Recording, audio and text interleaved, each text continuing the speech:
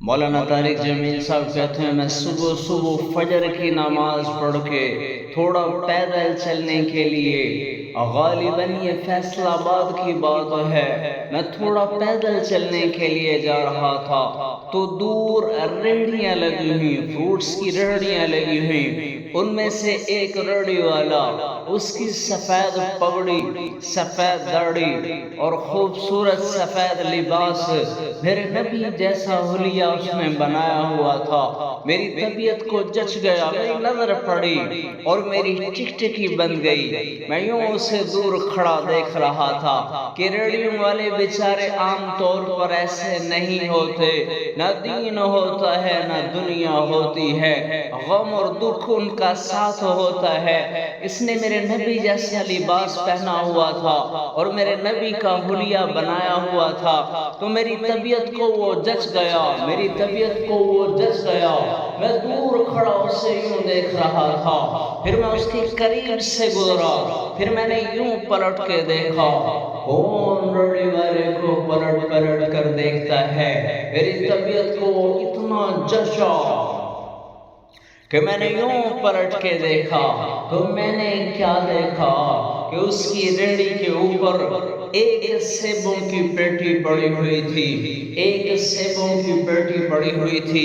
ایک ہاتھ اس نے پیٹی پہ رکھا ہوا تھا، دوسرا اس نے ریڑھی پہ رکھا ہوا تھا اور اس کی آنکھوں سے آنسو بہہ رہے تھے۔ ٹپ ٹپ خاموش فریادیں، میں آگے بڑھا، میں نے کہا بابا جی خیر تو ہے، خیر تو ہے، کیا ہوا، کیا بنی؟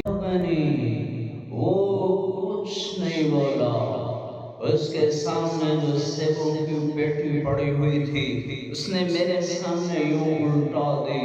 اوپر اٹھایا تو میں نے کیا دیکھا، وہ سارے سیب یوں ریڑھی پہ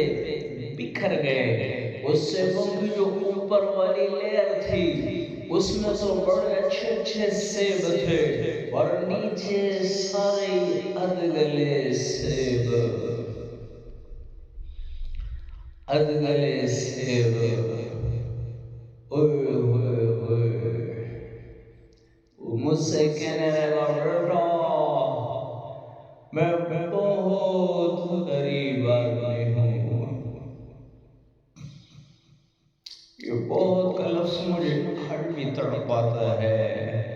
اگر وہ مرتبہ قصہ سنا چکا ہوں لیکن میں جب سناتا ہوں میں رنجیدہ اور آبدیدہ ہو جاتا ہوں کہ اس کا وہ غمزدہ چہرہ بڑے میاں کا میری آنکھوں کے سامنے آ جاتا ہے، اور جو بہت اس نے زور دیا،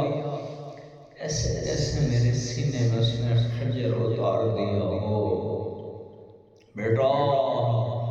میں بہت غریب آدمی ہوں، صبح صبح منڈی جاتا ہوں، صرف ایک پیٹی لے کر آتا ہوں، وہ میری اثر تک بک جاتی ہے، اس کی بچت میں سے اپنے بچوں کے لیے روٹی کا بندوبست کرتا ہوں، آٹا لے کر جاتا ہوں، ان کے کھانے کا بندوبست کرتا ہوں، پر آج کسی ظالم نے میرے بچوں کا رزق مجھ سے، آج کسی ظالم نے میرے بچوں کا رزق مجھ سے چھین لیا ہے۔ اتنی سطح سے ظلم ہو رہا ہو، پھر حکمرانوں کے آنے اور جانے سے کچھ فرق نہیں پڑتا ہے، پھر فوج اور پولیس کو گالیاں دینا نادانی ہے۔ میرے ملک کا چپڑاسی سے لے کر حکمران کے آخری درجے تک لوگ بددیانت بیٹھے ہوئے ہیں۔ ہم سب کو اللہ سے معافی مانگنے کی ضرورت ہے، اور ارادہ کرتے ہو اللہ سے معافی کا ارادہ کرتے ہو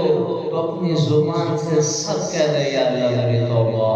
ایک مرتبہ اور کہہ دے یا اللہ میری توبہ، جو یہ کیمرے کے ذریعے سن رہے ہیں وہ بھی کہہ دیں یا اللہ میری توبہ، جو یہ موبائل کے ذریعے سن رہے ہیں وہ بھی کہہ دیں یا اللہ میری توبہ۔ اللہ تعالیٰ عمل کی توفیق عطا فرمائے۔